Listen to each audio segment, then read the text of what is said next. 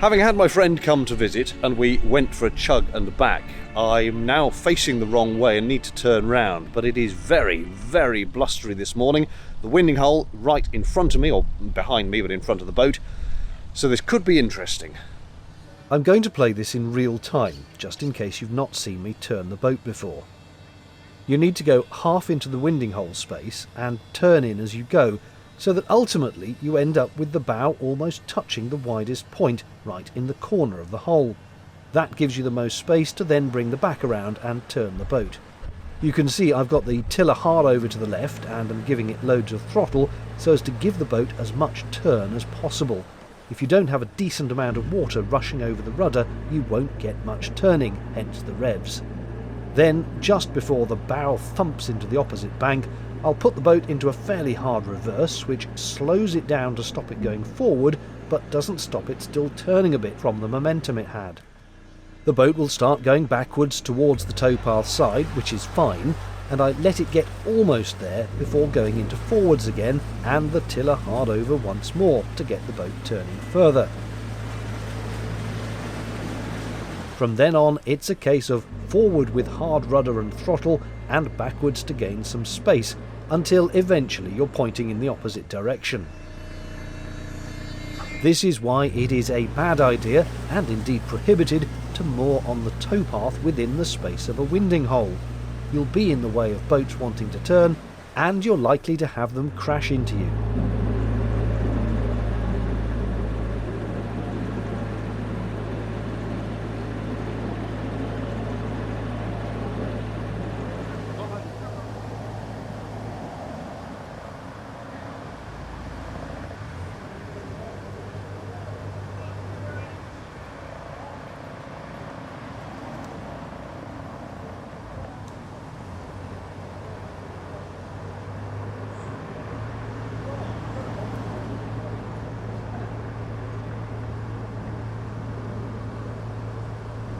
Well, that went a lot better than expected, actually. I think the trees at the winding hole slightly shielded me from the breeze. All good, and now heading east once again.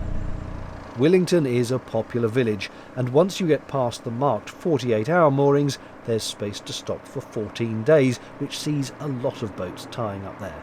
It is, though, right next to a railway line.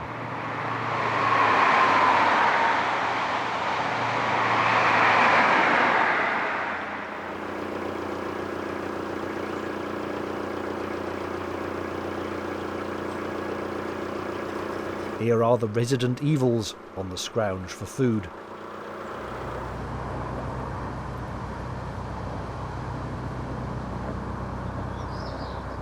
Just along here on the left is the most lovely flower garden.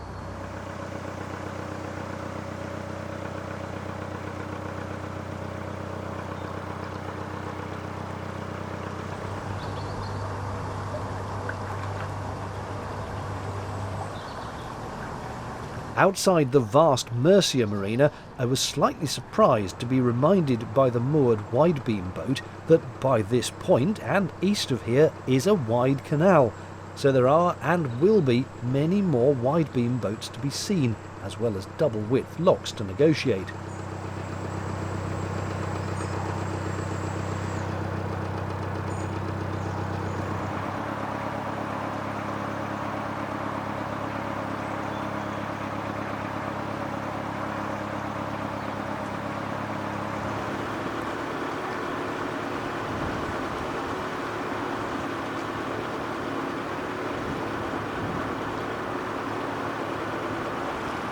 Some call them an eyesore, but I rather like power stations against the skyline.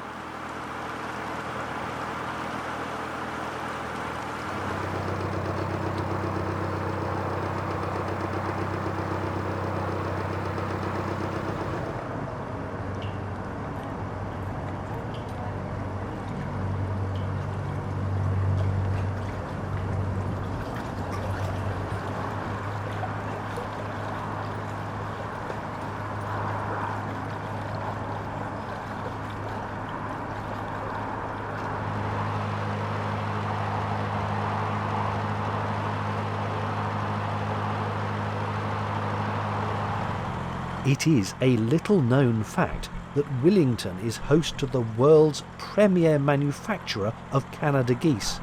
They're all robots, you know, crafted by hand and incredibly lifelike.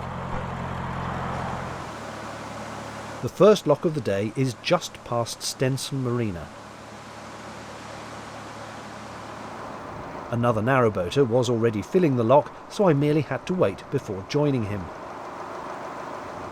I'll show you this, as it's a bit of a merry dance when two narrowboats try to get into a lock together. Usually one will go in first, picking whichever side they prefer, then the second will slide in alongside them. But the first boat, not the owner, the boat, will always have a mind of its own and try to inhabit the entire lock, so the second boater usually has to nudge it gently to one side, while the first boater tries to restrain it on the leash, otherwise known as the centerline. Speaking of leashes, even though we were in a lock, the dog on the next boat insisted it was playtime. Quite right too.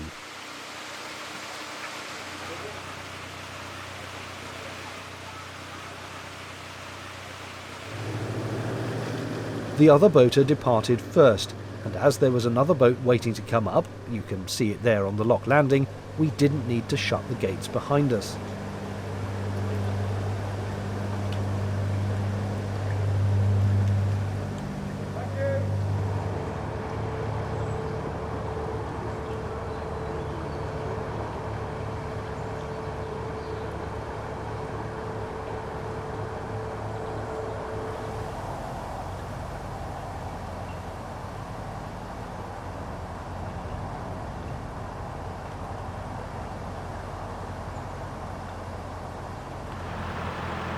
There is nothing quite so picturesque as a field full of baled hay.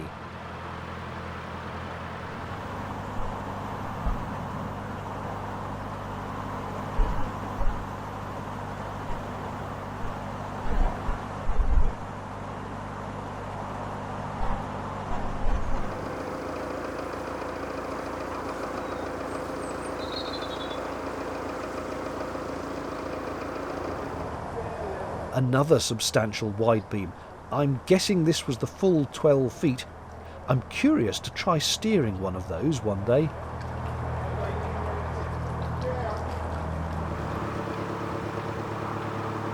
Imagine if you actually did that in your car.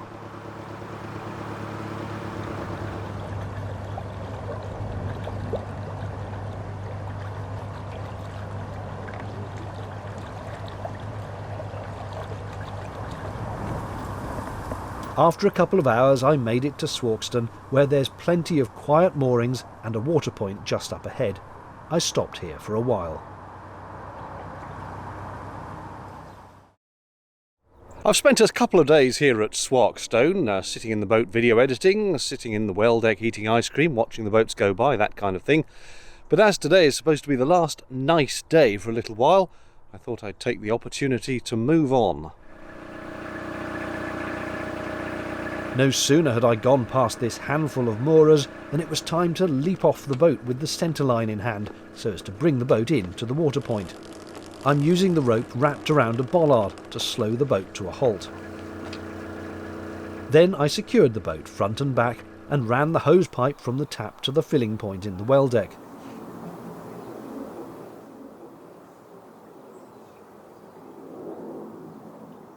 There's a small Canal and River Trust maintenance yard here, as well as bins for boaters' rubbish, although frustratingly no recycling, and there wasn't any at Willington either.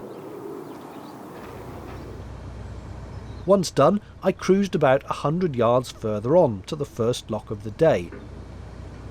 But notice how, as well as the lock ahead, there's also a little canal arm going off to the left-hand side.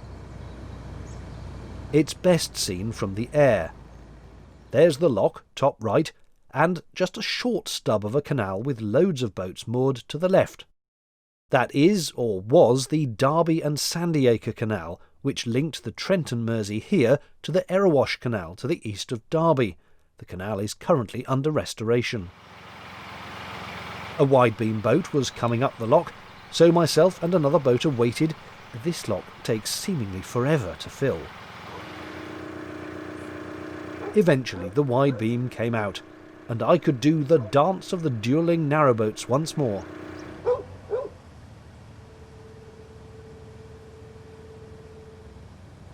A gentle, and it is gentle, nudge at the end saw us both in.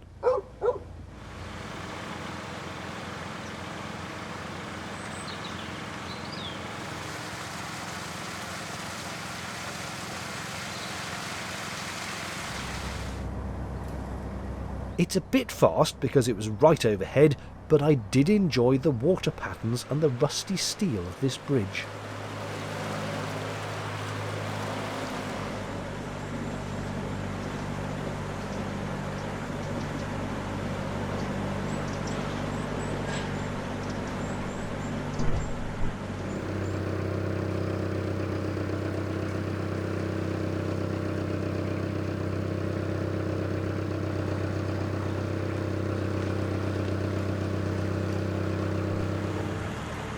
It is rather glorious countryside round here, with views for miles.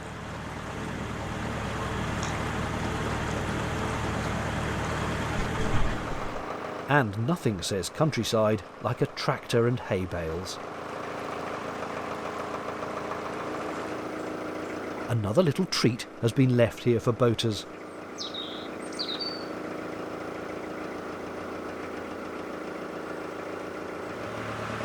The restriction ends just past this bridge, with a similar sign for boaters coming the other way.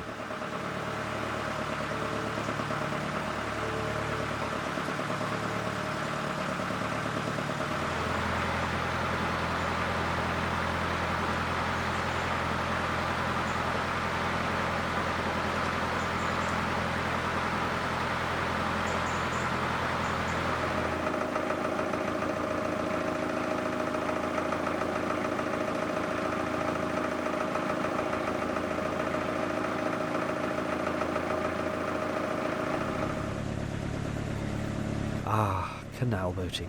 It's a whole other universe of zen-like calm in a world that's gone mad.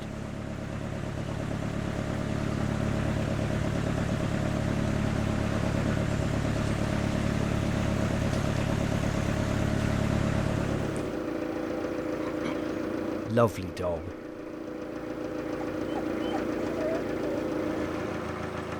Lovely horse.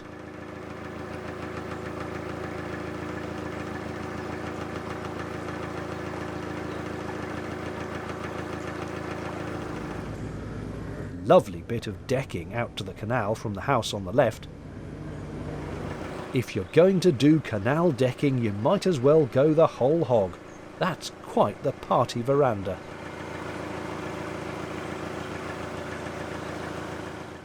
Another lock, which I'm showing because it more clearly demonstrates good boating etiquette of getting off once you're in and pulling your boat over to the side with the centreline so that a second boat can join you. Plus, it means the second boat won't thump into you.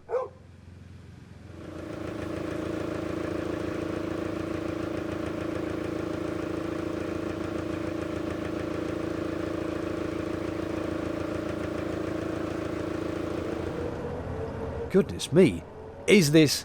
It can't be. It is! It's narrowboat Barneswood again. We keep crossing paths. There's Alan at the back. Wendy and the two dogs, Max and Monty, are on the towpath. Is that you again, David? At this point, I heard a squeaking noise.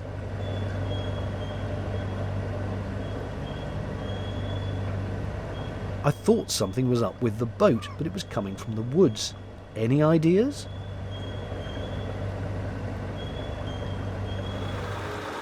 More noise in the distance, just a little further along, but this one's easy. It's the roar of the Donington Park racetrack.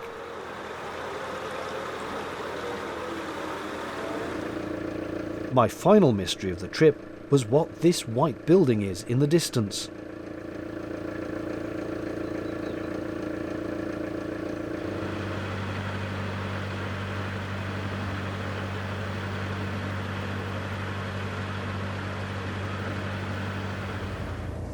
After going through one more lock, I determined it was lunchtime and stopped here. There's a quarry just over those trees, but I didn't hear a peep out of it, and the solar panels enjoyed lots of sun. That'll do for now. Cheerio.